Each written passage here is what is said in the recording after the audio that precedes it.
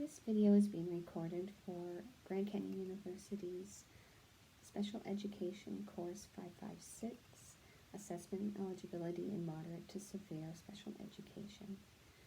In this video, I will be discussing with a parent the results of several evaluations given to her daughter and how we will be using those results with what we already know of her daughter to formulate effective IEP goals. Good evening, Miss Bradley. Thank you for taking the time to meet with me today. I know it's hard to get here sometimes.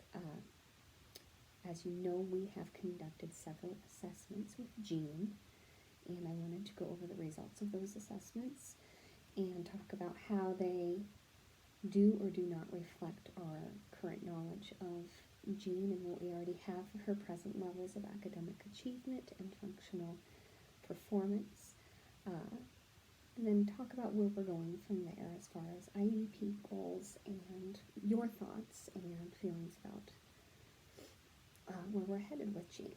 So, the assessments that were given to her are the Universal Nonverbal Intelligence Test, the Woodcock-Johnson Test of Achievement, 3rd edition, Adaptive Behavior Assessment System, and the Comprehensive Assessment of Spoken Language.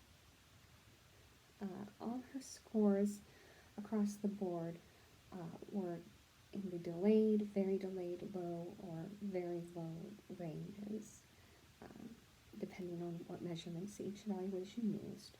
Although in some of her adaptive behavior scores, she did score borderline. So that's positive. Those are some strengths that she has comparatively, and we can build off of those. Jean, based on her scores and based on our observations of her at school, we have written 2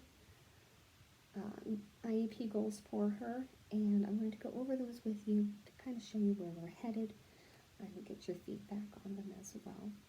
And then, of course, we'll go over things more in depth at the IEP meeting with the entire team available. So the functional academic IEP goal that we have written for her is, in 36 weeks, Jean will be able to follow multi-step, 3 or more, sequences to complete assignments with the use of a modified curriculum with a minimal of 2 or fewer verbal prompts in 70% of given opportunities during academic learning time across a variety of subjects.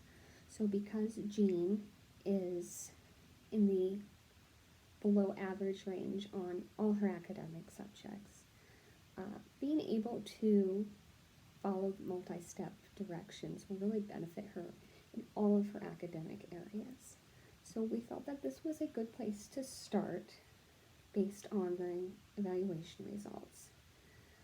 For this goal, I have come up with 3 progress monitoring tools, and I will share those results with you frequently. The first monitoring tool is a checklist. When the goal is being worked on, Jean will be given a list of 3 or more steps required to start and complete an assignment. She will check off each step as it is completed, and that may be with prompting, and hopefully we'll move towards independence on that. The second tool is data collection charts. Classroom staff, so either myself or her learning associate, will observe Jean and track if she starts the task given, completes each step, and note how many prompts were needed to keep Jean on task until the task was completed. And the third tool is visual prompts, which she has had success with in other areas. So we're going to build off of that by giving her visual prompts which can be pointed to by staff in lieu of verbal prompts. So there'll be pictures representing concepts such as start or stay on task or make a check mark, whatever is relevant to the task at hand.